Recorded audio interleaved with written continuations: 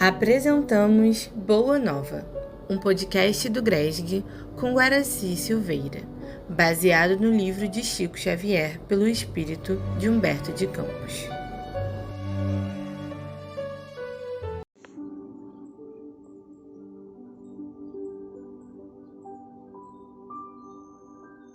As primeiras peregrinações do Cristo e de seus discípulos em torno do lago haviam alcançado inovidáveis triunfos. Eram doentes, atribulados, que agradeciam o alívio, buscando ansiosamente trabalhadores humildes que se enchiam de santas consolações ante as promessas divinas da Boa Nova. Estamos iniciando o capítulo 10 do livro Boa Nova, psicografado por Chico Xavier, e o espírito que o passou foi Humberto de Campos. Então, a Boa Nova, aquelas mensagens de Jesus enchiam os corações daquelas pessoas. E o ar da Palestina era diferente, não é?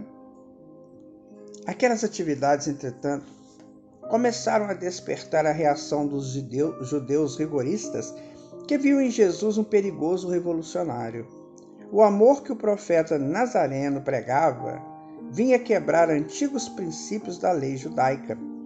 Os senhores da terra observavam cuidadosamente as palestras dos escravos, que permutavam imenso júbilo proveniente das esperanças no novo reino que não chegavam a compreender. Os mais egoístas pretendiam ver no profeta generoso um conspirador vulgar, que desejava levantar as iras populares contra a denominação de Herodes. Outros presumiam na sua figura um feiticeiro incomum que era preciso evitar. Foi assim que a viagem do mestre de Nazaré redundou numa excursão de grandes dificuldades, provocando de sua parte as observações quase amargas que se encontram no Evangelho, com respeito ao berço daqueles que deveriam guardar no santuário do coração. Não foram poucos os adversários de suas ideias renovadoras que o precederam na cidade minúscula, buscando neutralizar-lhe a ação por meio de falsas notícias e desmoralizá-lo, argumentando com informações mal alinhavadas de alguns nazarenos. Diferente, né? Da realidade do Cristo para a realidade daqueles homens. Isso acontece até hoje, minha gente. Não vamos nos iludir, né? Tem muita gente aí que não tem a menor ideia do que seja o trabalho de Jesus no mundo. E muito menos que são protegidos por Jesus e o atacam de alguma forma, desrespeitando o companheiro, a companheira, desrespeitando as pessoas que também são amadas por Jesus. E aquelas pessoas simples não entendiam bem porque reino naquele tempo significava poder temporal, poder da terra. E quando se falava num reino, pensava nisso, não se tinha ideia de plano espiritual, de espiritualidade, nada disso. Então, quando Jesus falava do novo reino, eles achavam que era um combate a Herodes, a Tibério, né, algum outro que se arvorasse como rei da terra. Por isso que as pessoas se incomodavam, não tinham o avanço maior para entender a mensagem de Jesus.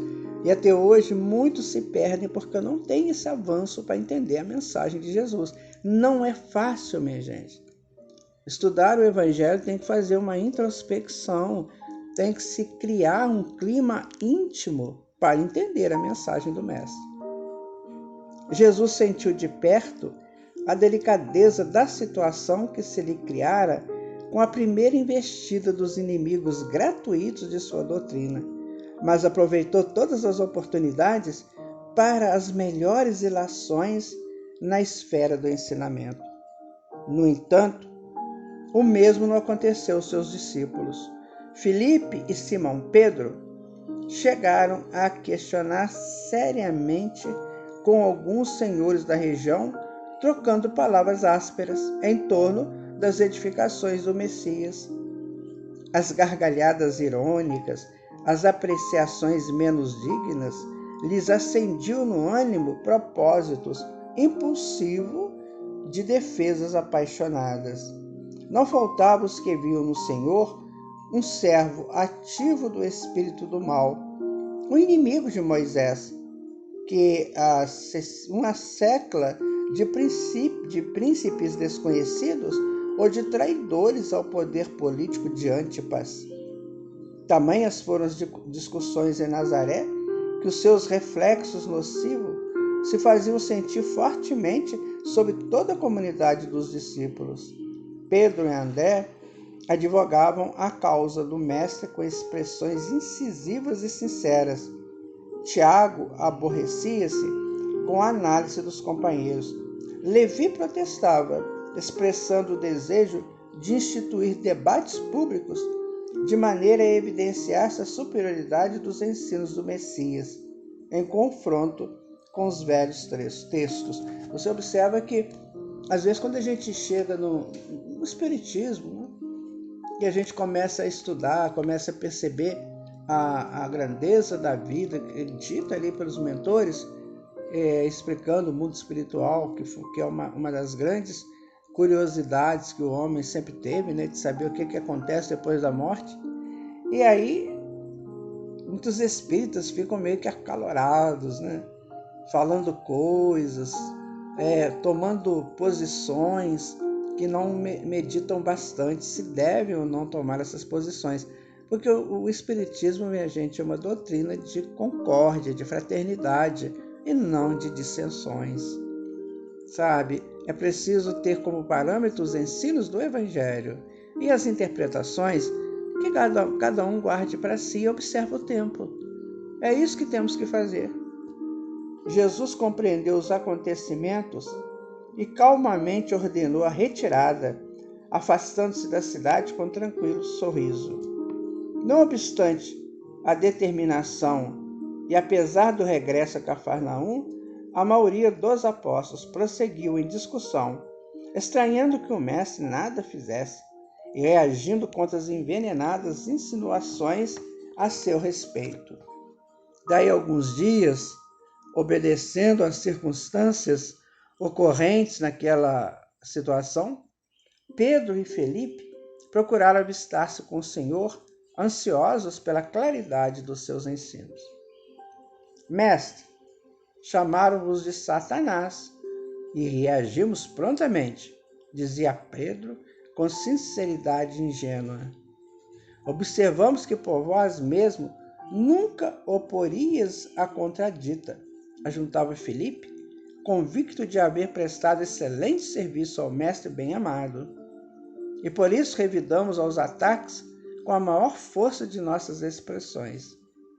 Não obstante o calor daquelas afirmativas, Jesus meditava com doce placidez no olhar profundo, enquanto os interlocutores o contemplavam, ansiando pela sua palavra de franqueza e de amor. Afinal, saindo das suas reflexões silenciosas, aí o mestre interrogou: acaso poderemos colher uva nos espinheiros? De modo algum me empenharia em Nazaré uma contradita estéril aos meus expositores. Contudo, procurei ensinar que a melhor réplica é sempre a do nosso próprio trabalho, do esforço útil que nos seja possível. Nesse particular, não deixei de operar na minha esfera de ação, de modo a produzir resultados à nossa excursão à cidade vizinha, tornando-a proveitosa sem desdenhar as palavras construtivas no instante oportuno. De que serviriam as longas discussões públicas, inçadas de doestos e zombarias? Ao termo de todas elas, teríamos apenas menores probabilidades para o triunfo glorioso do amor e maiores motivos para separatividade e odiosas dissensões. Só devemos dizer aquilo que o coração pode testificar mediante atos sinceros, porque de outra forma as afirmações são simples ruído sonoro de uma caixa vazia. Jesus sabia com quem estava lidando, né? Com aqueles homens ainda tão infelizes, né? Tão pequenos nas suas ações, né? Então ele não ia brigar com criança, né? Nós não brigamos com criança, brigamos. A gente deixa a criança falar, gritar, depois a gente aconselha. É o que Jesus fez. Todos eram crianças perante ele, tanto os apóstolos, né, quanto aqueles que se opunham a ele. E, no entanto, ele usou do amor, o amor da compreensão. É o que nos falta às vezes. Quando a pessoa soltava uma gargalhada irônica contra Jesus, ele estava dando uma bela lição de fragilidade. Porque aquele que é irônico, aquele que ironiza, é porque ele não sabe o conteúdo. E aí ele quer denegrir o conteúdo por não saber. Então ele está dizendo, eu não sei nada disso, não quero saber. Então ele ironiza. Não é assim que vivemos. A ironia é uma marca difícil de ser tirada de nós, porque somos espíritos ainda muito simples, que não entendemos absolutamente nada da exuberância da vida. Mestre, atalhou Felipe quase como água. A verdade é que a maioria de quantos comparecem às pregações de Nazaré falavam mal de vós. Mas não será vaidade? Exigimos que toda a gente faça de nossa personalidade elevado conceito? Interrogou Jesus com energia e serenidade. Nas ilusões que as criaturas da terra inventaram para a sua própria vida, nem sempre constitui bom atestado da nossa conduta o falar em bem de todos nós indistintamente. Agradar a todos é marchar pelo caminho largo, onde estão as mentiras da convenção. Servir a Deus é tarefa que deve estar acima de tudo e, por vezes, nesse serviço divino, é natural que desagrademos aos mesquinhos interesses humanos. Felipe, sabeis de algum emissário de Deus que fosse bem apreciado no seu tempo? Todos os portadores da verdade do céu são incompreendidos de seus contemporâneos. Portanto, é indispensável consideremos que o conceito justo é respeitável, mas antes dele, necessitamos obter a aprovação legítima da consciência dentro de nossa lealdade para com Deus. Olha que lindo, né, essa orientação de Jesus. Quase todos aqueles que trouxeram o bem para a humanidade foram compreendidos pelos seus contemporâneos. Somente mais tarde é que foram entendidos. Mestre, obtemperou Simão Pedro, a quem as explicações da hora calavam profundamente nos acontecimentos mais fortes da vida. Não deveremos então utilizar as palavras enérgicas e justas? Jesus respondeu, em toda circunstância, convém naturalmente que se diga o necessário, porém é também imprescindível que não se perca tempo. Deixando transparecer que as elucidações não lhe satisfaziam plenamente, perguntou Felipe, Senhor, vossos esclarecimentos são indiscutíveis. Entretanto, preciso acrescentar que alguns dos companheiros se revelaram insuportáveis nessa viagem a Nazaré. Uns me acusaram de brigão e desordeiro, outros de mal entendedor de vossos ensinamentos. Ora, se os próprios irmãos da comunidade apresentam essas falhas, como há de ser o futuro do Evangelho? O mestre refletiu um momento e retrucou. Estas são perguntas que cada discípulo deve fazer a si mesmo. Mas, com respeito à comunidade, Felipe, pelo que me compete esclarecer, cumpre-me perguntar-te se já edificastes o reino de Deus no íntimo do teu espírito. É verdade que ainda não, respondeu hesitante o apóstolo. De dentro dessa realidade, pode-se observar que se o nosso colégio fosse constituído de irmãos perfeitos, teria deixado de ser irrepreensível pela adesão de um amigo que ainda não houvesse conquistado a divina edificação. Por isso que Jesus não chamou para o apostolado dele os grandes ministros que trabalham com ele. Podia todo mundo encarnar com Jesus. E aí Jesus faria um colegiado de nobres, né, de espíritos superiores. Não, ele chamou foi mesmo aqueles que tinham dificuldades para entender a própria mensagem de Jesus. Assim também nós, né? Nós somos aqueles que estamos longe da nobreza esplendorosa dos espíritos superiores, mas estamos aqui, fomos chamados. O que nós estamos fazendo para edificar o reino de Deus em nós? Essa aqui é a pergunta, né? Ambos os discípulos compreenderam e se puseram a meditar, enquanto Cristo continuava. O que é indispensável é nunca perdermos de vista o nosso próprio trabalho, sabendo perdoar com verdadeira espontaneidade de coração. Se nos labores da vida um companheiro nos parece insuportável, é possível que também algumas vezes sejamos considerados assim. Temos que perdoar os adversários, trabalhar pelo bem dos nossos inimigos, auxiliar os que zombam da nossa fé. Nesse ponto de suas afirmativas, Pedro atalhou, dizendo: Mas, para perdoar, não deveremos aguardar que o inimigo se arrependa? E que fazer na hipótese de um malfeitor assumir a atitude dos lobos sobre a pele de ovelha? Você vê que a função, né, o status humano é sempre do revide. Interessante, a gente está sempre armado, né, para o revide. Isso acontece o tempo todo, né? Está todo mundo armado para o revide. Eles dão aqueles sorrisos, conversam como um verniz, mas se mexer cadiquinho lá dentro, pronto, já vem logo a flecha, né? Isso é sério, gente. Nós temos que pensar nisso. Se a gente quer estar pleiteando, continuar aqui com Jesus, temos que pensar muito nisso. Então ele vai dizer o seguinte: Pedro, o perdão não exclui a necessidade da vigilância, como o amor não prescinde da verdade. A paz é um patrimônio que cada coração está obrigado a defender, para bem trabalhar no serviço divino que lhe foi confiado.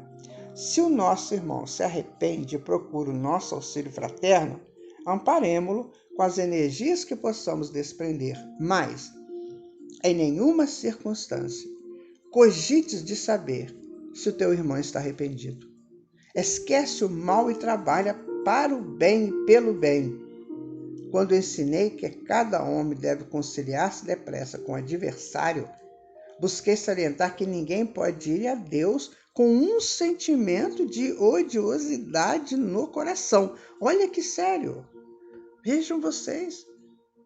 Se você tiver um sentimento de ódio, não consegue ainda vencer as primeiras etapas da evolução consciente que nos leve a Deus. Isso é importante, minha gente. E a gente guarda tantas mágoas, né? Tantos ressentimentos. Não poderemos saber se o nosso adversário está disposto à conciliação.